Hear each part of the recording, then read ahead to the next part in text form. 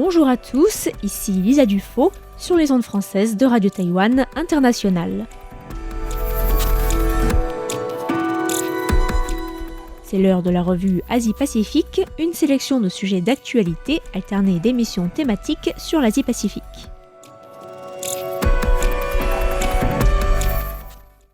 Bonjour à tous et bienvenue dans la revue Asie-Pacifique de cette semaine. Dans la revue de presse de ce mardi 12 décembre, je vous propose de nous rendre tout d'abord à Nouméa, en Nouvelle-Calédonie, où s'est tenue la semaine dernière la 10e rencontre annuelle des ministres de la Défense de la région du Pacifique Sud.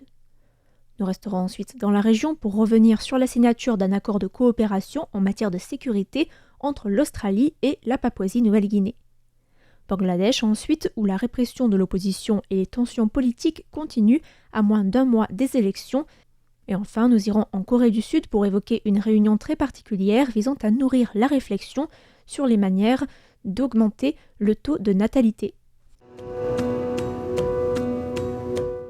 La capitale de Nouvelle-Calédonie a accueilli la semaine dernière la 10e rencontre des ministres de la Défense du Pacifique Sud, à laquelle étaient présents la France, l'Australie, la Nouvelle-Zélande, le Chili, la Papouasie-Nouvelle-Guinée, les Fidji et les Tonga, ainsi qu'en qualité d'observateurs, les États-Unis, le Japon et le Royaume-Uni.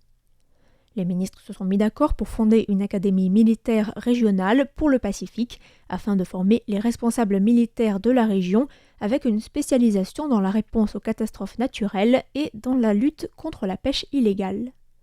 Ce centre de formation sera basé à Nouméa, en Nouvelle-Calédonie, et formera chaque année 240 responsables militaires de la région dans un contexte de lutte d'influence croissante entre les puissances occidentales telles que les États-Unis, la France, l'Australie et la Nouvelle-Zélande face à la Chine qui investit beaucoup dans la région. En mai dernier, suite à la signature en avril d'un important accord de sécurité entre les îles Salomon et la Chine, l'Australie avait exhorté les pays du Pacifique Sud à éviter les accords de sécurité avec la Chine qu'elle voit d'un très mauvais œil. Lors de la conférence de presse qui a clôturé la rencontre mercredi dernier, le ministre de la Défense français Sébastien Lecornu a précisé que des formateurs français seraient également envoyés dans des pays du Pacifique et que des militaires de la région pourraient accéder aux meilleurs centres de formation militaire en France métropolitaine. La France a aussi annoncé le déploiement d'un attaché militaire permanent à l'ambassade française aux îles Fidji et l'envoi de conseillers spécialisés pour chacun des pays partenaires de la France dans la région, des conseillers qui seront basés à Nouméa. Les ministres de la Défense ont aussi accepté une proposition australienne qui prévoit la formation d'un groupe d'intervention du Pacifique et davantage de partage d'informations. L'Australie et la Papouasie-Nouvelle-Guinée ont signé jeudi dernier un accord de coopération en matière de sécurité qui vise à fournir une aide technique à Port Moresby en matière de défense, de police et de justice. La Papouasie-Nouvelle-Guinée fait face à de nombreux problèmes qui ralentissent voire empêchent son développement, avec notamment des violences tribales récurrentes, un sérieux problème de trafic d'armes et de drogue, ainsi qu'une série de kidnappings. Le Premier ministre australien Anthony Albanese a qualifié l'accord d'historique, affirmant que ce dernier permettrait à l'Australie d'aider plus facilement Port Moresby à répondre à ses besoins de sécurité intérieure, tout en participant à la sécurité régionale. Albanese a aussi déclaré que l'Australie n'avait pas d'amis plus proches que la Papouasie-Nouvelle-Guinée, pays qui a vécu 60 ans sous administration australienne depuis la Première Guerre mondiale et jusqu'à son indépendance en 1975. Le dirigeant papouan néo-guinéen James Marape a aussi fait remarquer que l'accord témoignait de l'amitié entre les deux pays, qu'il a qualifié, je cite, de frères et sœurs.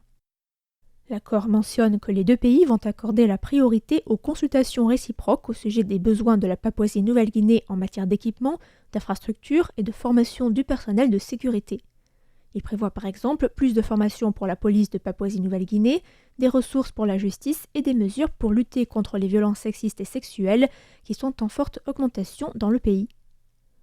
L'Australie, à l'image des États-Unis, observe avec anxiété le déploiement de l'influence de la Chine dans le Pacifique et tente de renforcer ses alliances avec les pays de la région qui ont traditionnellement des liens forts avec l'Australie et la Nouvelle-Zélande.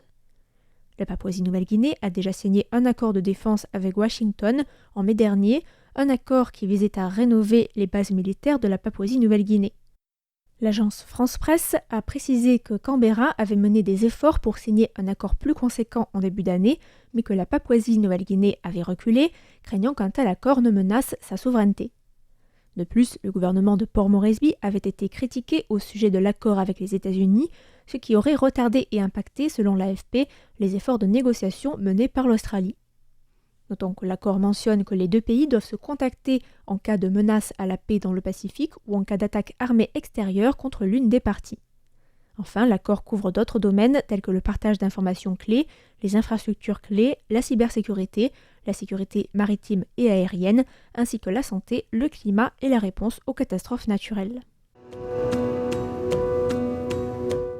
Le Bangladesh est secoué par des violences depuis plusieurs semaines, en particulier depuis que la police a violemment réprimé une manifestation anti-gouvernement organisée par le Bangladesh Nationalist Party, le principal parti d'opposition du pays. La manifestation a été organisée le 28 octobre dernier et visait à bloquer la circulation pour forcer le gouvernement dirigé par la Ligue Awami de démissionner en faveur d'un gouvernement intérimaire qui serait chargé de gérer les élections à venir. Des violences ont éclaté et des milliers de personnes ont été arrêtées. Le BNP affirme que 20 000 de ses membres ont été arrêtés depuis fin octobre et que 4 de ses militants sont morts en détention provisoire au cours de ces derniers jours. L'ONG Human Rights Watch, elle, parle de 10 000 militants de l'opposition arrêtés depuis le 28 octobre et d'au moins 16 personnes tuées pendant les violences, dont 2 policiers, et de 5 500 blessés.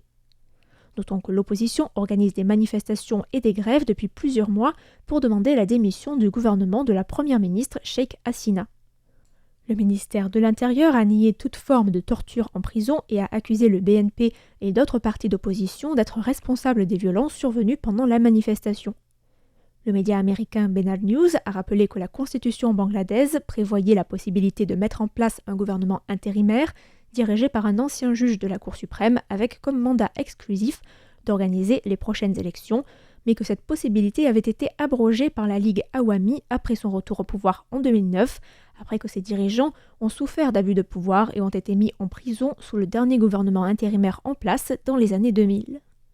La commission des élections du Bangladesh a annoncé à la mi-novembre que le scrutin aurait lieu le 7 janvier prochain, mais le BNP a d'ores et déjà annoncé qu'il boycotterait les élections. Le 26 novembre dernier, l'ONG Human Rights Watch a alerté contre la répression violente qualifiée d'autocratique de l'opposition avant les élections et contre le ciblage, je cite, des leaders de l'opposition et de ses soutiens par les autorités. L'ONG a aussi accusé le gouvernement de remplir les prisons avec des membres de l'opposition tout en s'engageant à organiser des élections justes et équitables. Or, la commission des élections a disqualifié la semaine dernière plus d'un quart des candidats, en majorité des indépendants, et seulement 5 de la Ligue Awami. Le quotidien bangladais de langue anglaise The Daily Star a indiqué qu'au moins 610 responsables et militants du BNP et de son partenaire, le Jamaat-e-Islami, avaient été condamnés à des peines de prison en l'espace d'un mois. Le quotidien a précisé que les personnes avaient été condamnées entre autres pour rassemblement illégal, émeutes, attaques de véhicules ou de policiers ou encore vandalisme dans le cadre d'affaires remontant à il y a plusieurs années. Notons que Sheikh Hasina part favorite pour décrocher un 4e mandat en janvier prochain, mais que ces dernières années en particulier ont été marquées par un durcissement du pouvoir et notamment par l'adoption de textes accusés par les groupes de défense des droits de l'homme et par la communauté internationale de liberticides, à l'instar de la loi sur la sécurité numérique adoptée en 2018, un texte qui avait par exemple été accusé d'être utilisé comme arme pour faire taire les critiques et réprimer l'opinion par l'ONG Amnesty International. La semaine dernière s'est tenue à Séoul une réunion d'un genre nouveau visant à nourrir la réflexion sur les manières de booster la natalité. Le Korea Herald, un quotidien sud-coréen de langue anglaise, a rapporté que le ministère sud-coréen de la Santé et du Bien-être avait invité 6 jeunes couples ne voulant pas d'enfants à participer à une réunion afin de permettre au ministère de comprendre les raisons qui détournent les jeunes couples de la parentalité. La Corée du Sud compte le taux de fécondité, c'est-à-dire le nombre d'enfants moyens qu'une femme aura au cours de sa vie, le plus bas du monde, avec, en 2022, une moyenne de 0,78 enfants par femme. Le Korea Herald a indiqué que plusieurs participants à ces entretiens avaient évoqué l'hypercompétitivité à l'école qui commence dès le plus jeune âge, avec comme objectif d'obtenir le meilleur score possible aux examens d'entrée à l'université et d'accéder ainsi aux établissements les plus réputés. Certains couples ont mentionné la comparaison entre les parents au sujet des enfants, une comparaison qui touche le statut social et la situation financière et à laquelle ils ne sont pas prêts à se prêter ou à exposer leurs enfants. Certains couples ont aussi évoqué le manque d'argent dans un pays qui connaît une crise du logement avec une explosion des prix de l'immobilier depuis plusieurs années, au point de devenir un des enjeux de campagne lors de l'élection présidentielle de 2022. Le manque d'argent se heurte aussi au coût très élevé des places en garderie. Mais il y a aussi le manque de temps, puisque certains couples ont déclaré avoir à peine le temps de dormir et manger à l'extérieur faute d'avoir le temps de cuisiner. La faute à une culture du travail qui comprend des horaires difficilement compatibles avec une vie de famille. Enfin, d'autres sources citent régulièrement les inégalités hommes-femmes avec des inégalités dans la répartition des tâches et des discriminations à l'encontre des mères sur leur lieu de travail, la maternité impactant souvent la carrière des jeunes mères. C'était la revue Asie-Pacifique de cette semaine, présentée par Lisa Dufaux pour Radio Taïwan International. Merci pour votre écoute et à la semaine prochaine.